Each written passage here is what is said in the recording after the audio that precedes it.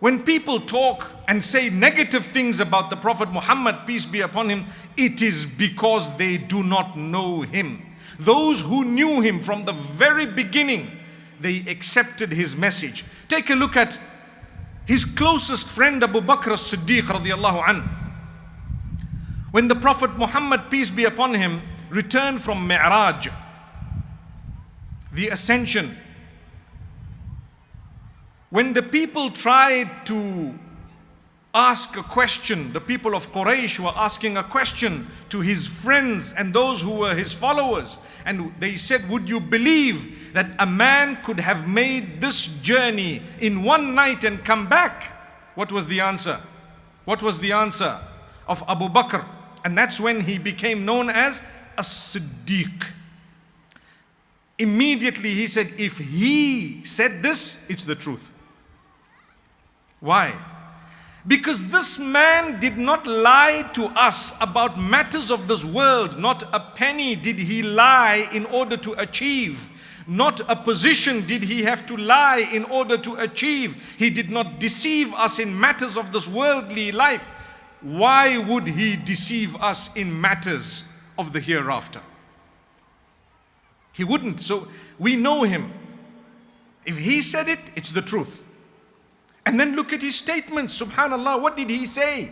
He asked us to be kind to one another. La yarhamillahu man la yarhamin nas. A statement of the Prophet Muhammad, peace be upon him. Allah Almighty will not have mercy upon the one who does not have mercy on the rest of the people. Khayrun nasi anfa'uhum linnasi. Here are the teachings of the Prophet Muhammad, peace be upon him. If you know him, you will love him. What did he say? The best of the people are the ones who have benefited the rest of the people the most. Subhanallah. Khayrun nasi anfa'uhum linnas. Who can say these words? Would a man who is planning to harm you ever instruct all his followers to be the best to others?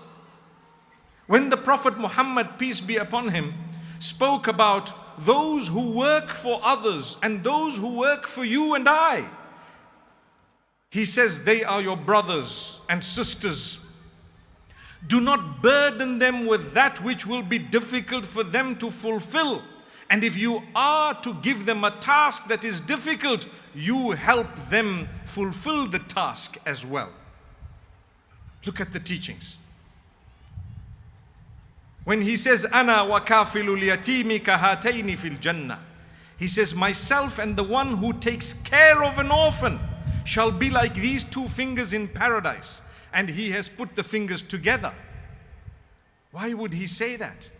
He was a great man. He taught only goodness. He brought only mercy from the Almighty, and he taught it to us. And this is why the Almighty says that he has sent the Prophet Muhammad, peace be upon him, as a source of mercy, not just for humankind, but for entire creation, for everyone and everything. Allah Almighty says, وَمَا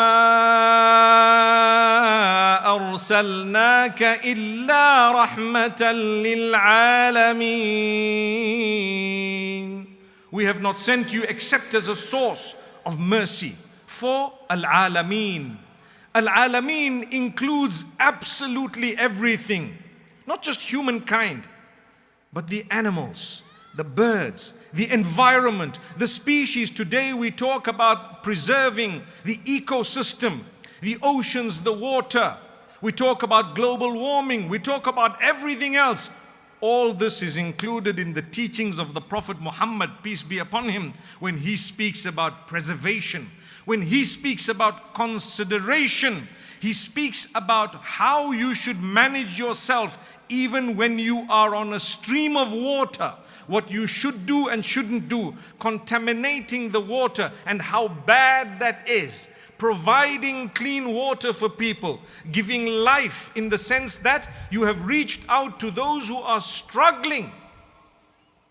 He says the Almighty will reach out to you in your struggles.